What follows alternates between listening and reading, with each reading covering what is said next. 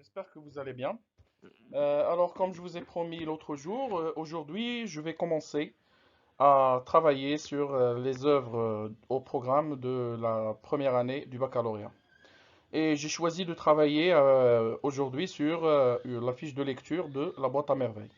La boîte à merveilles, qui est un roman autobiographique de son auteur, Ahmed Sfreoui. Alors, concernant le titre de l'œuvre, La boîte à merveilles, il faut l'écrire de cette manière, c'est-à-dire sans faute.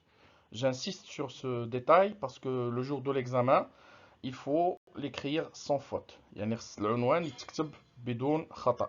Il faut l'écrire de cette manière. Date d'écriture et date de parution. Alors, le roman autobiographique La boîte à merveilles est écrit en 1952 et publié, c'est-à-dire sa date de publication, on dit aussi date de parution, en 1954. L'auteur est siècle. L'auteur s'appelle Ahmed Sfreoui, le XXe siècle. Il est né en 1915 à Fès et mort en 2004 à Rabat. الكاتب الاسم ديالو أحمد سفريوي. القرن اللي تكتبت فيه الرواية في الفانتيام سيكل، القرن العشرين. تزاد في 1915 في فاس ومات في 2004 في الرباط. Le genre. Le genre, c'est-à-dire, bien sûr, cette question, on la pose le jour de l'examen. La première question porte sur le genre, le titre de l'œuvre, date d'écriture ou de parution, l'auteur, etc. Alors, le genre, c'est un roman autobiographique, c'est-à-dire un récit à la première personne. Désolé pour la petite faute, on dit récit à la première personne. Le narrateur est un personnage distinct de l'auteur. Le narrateur est un... Le narrateur et le personnage, pardon, sont distincts de l'auteur. C'est-à-dire que l'auteur est différent du narrateur-personnage, surtout le personnage principal. Le registre de langue utilisé, c'est la langue courante. Vous savez bien sûr qu'il y a trois types de langues. Nous avons la langue soutenue, nous avons aussi la langue courante et nous avons la langue familière. D'accord? Le langage familier, le langage courant et le langage soutenu. Sans compter bien sûr l'argot. L'argot qui est présent dans certaines œuvres comme Le dernier jour d'un condamné. On trouve qu'il y a l'emploi de l'argot.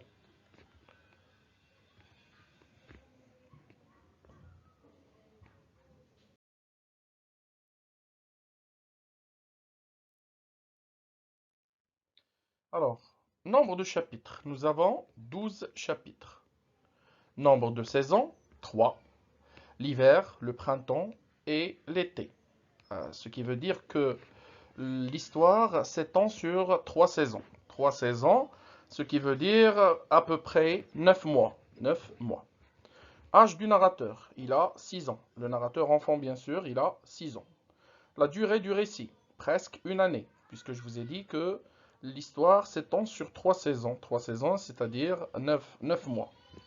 Les personnages principaux, nous avons Sidi Mohamed, sa mère Zoubida, son père Mel Mebslem, la voyante, Tante Kenza, qui s'appelle Tante Kenza, Chouafa, Driss Laoued, Rahma et Zineb, sans oublier Fatma Bziouia. Et aussi Lalla Aisha, Lalla Aisha c'est l'ancienne voisine de Lalla Zoubida. Et le frère. L'événement pardon, perturbateur. Alors, l'événement perturbateur qui a changé le cours de l'histoire, c'est la ruine du père qui a perdu son capital dans le souk. On va voir bien sûr ça en détail. J'analyserai l'extrait sur lequel il y a l'événement perturbateur. Malem Abslam s'est bagarré avec un, un homme au marché au souk des bijoutiers et il a perdu son capital. C'est-à-dire il a perdu tout son argent. Figure de style. Nous avons des comparaisons, des métaphores, des hyperboles, etc. Là aussi, je vais consacrer un cours sur les figures de style. Contenu de la boîte. Ce que contient la boîte. يعني المحتوى ديال ديك العلبة. Nous avons des objets ordinaires et hétéroclites. Des objets ordinaires, c'est-à-dire comme des clous, des boutons, des morceaux de verre, etc. et hétéroclite, c'est-à-dire de différentes formes et de différentes matières. Symbolisme et fonction de la boîte. يعني سميتها الرمزيه والوظيفه ديال ديك العلبه شنو كان الدور ديالها. La boîte lui permet de s'évader du monde réel. Grâce à sa boîte, il se retirera moins seul, il se sentira pardon, moins seul et moins triste. Donc le rôle de cette boîte, c'est qu'elle lui permet de s'évader du monde réel vers un monde imaginaire, un monde inventé par l'enfant de A à Z.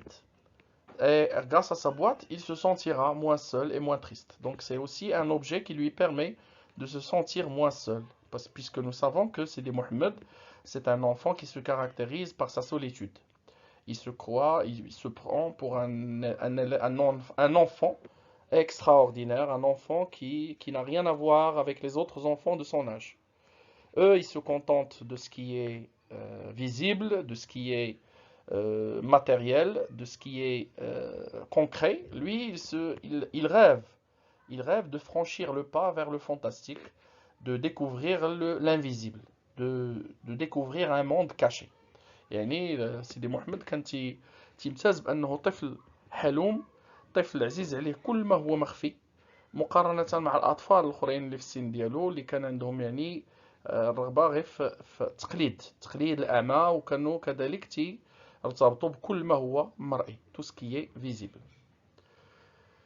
Les thèmes, nous avons la famille, la solitude, la magie, il y a aussi la religion, les voisins, le voisinage. On va aussi voir la polygamie, pardon.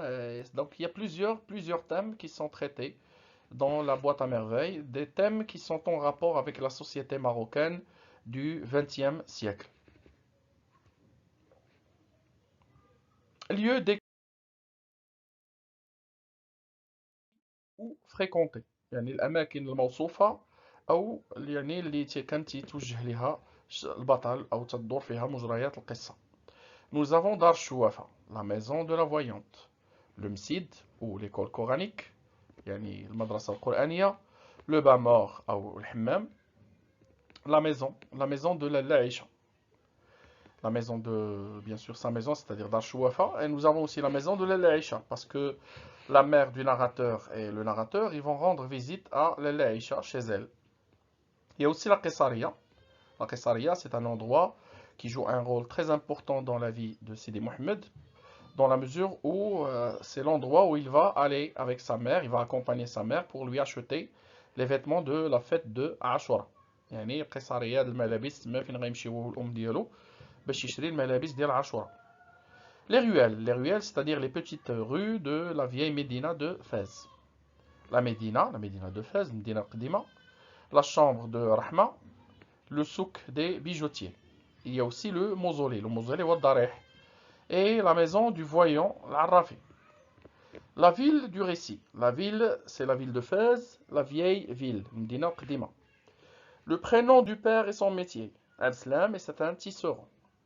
Le dénouement et la situation finale, c'est le retour du père et la réouverture de la boîte. يعني النهاية ديال القصة غادي يرجع الأب وغادي يولي سيدي محمد يرجع عاوتاني للعلبة ديالو، غادي يولي يفتحها باش يولي عاوتاني يتخيل دوك العوالم باردون الخفية ديالو.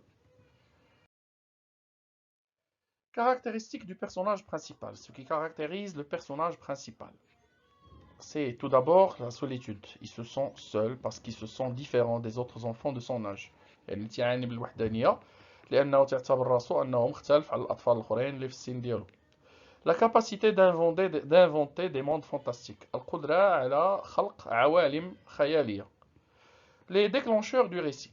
D'accord يعني الأشياء اللي كانت تساهم في بدء السرد بدء الحكي. Nous avons la nuit et le poids de la solitude. La nuit et le poids de la solitude. Il l'a dit comme ça, Ahmed Sfrewi, au début de l'œuvre, que la nuit, lorsque les autres dorment, les riches dans leur palais et les pauvres devant les boutiques ou bien devant les porches des palais, lui, il ne dort pas. Il pense à sa solitude et il en sent tout le poids. Sa solitude pèse lourd sur lui Et cette solitude remonte jusqu'à son enfance. يعني ديك الوحدانية تيعاني منها منذ الطفولة ديالو. Ceux qui ont participé à nourrir le monde fantastique. L'ordre, pardon, de présentation des personnages. L'ordre de présentation des personnages, nous avons ceux qui ont participé à nourrir le monde fantastique de l'enfant. يعني الشخصيات التي ساهمت في تغذية العالم الخيالي ديال الطفل. Nous avons Kenza la voyante, Abdullah l'épicier, Abdullah مول الحانوت. Et ceux qui font partie de son quotidien. يعني الأشخاص اللي تيكونوا تيشكلوا جزء من الحياة اليومية ديالو. Nous avons les voisins qui sont العواد, رحمة, دريس العواد, رحمة, Zineb et Fatma Bziouia. Les autres, nous avons les enfants, le frère et Lella Aisha. La description. La description est souvent dynamique. Dans cette œuvre, nous avons une description dynamique. يعني واحد الوصف حركي تنتقل من مكان إلى مكان. Les champs lexicaux. Nous avons la magie, l'impureté, le désespoir, l'horreur, etc. Il y a plein de champs lexicaux dans la boîte à merveilles. Genre de littérature. Le genre de littérature employé dans cette œuvre, c'est la littérature marocaine d'expression française. Et on dit aussi la littérature maghrébine d'expression française. Relation avec Zineb. Alors la relation de Sidi Mohamed avec Zineb est une relation conflictuelle. يعني واحد العلاقة ديال الصراع، كاين صراع بيناتهم. Il a du mépris pour cette fille. C'est-à-dire, il déteste cette fille, il l'a dit comme ça, sur le premier chapitre, depuis le début de son œuvre, il a dit « Je ne l'aime pas ». Il l'a dit comme ça clairement. C'est une fille qui est plus âgée, d'un an plus âgée que Sidi Mohamed, et il la déteste. Et bien sûr, ce sentiment est réciproque. Même Zineb déteste Sidi Mohamed. Sidi Mohamed, il déteste Zineb, et il déteste aussi son chat noir. تيكره زينب وتيكره كذلك القط الأسود ديالها. Merci pour votre attention. J'espère que cette vidéo vous a plu et je compte beaucoup sur votre abonnement et votre partage. Et à la prochaine, Inch'Allah.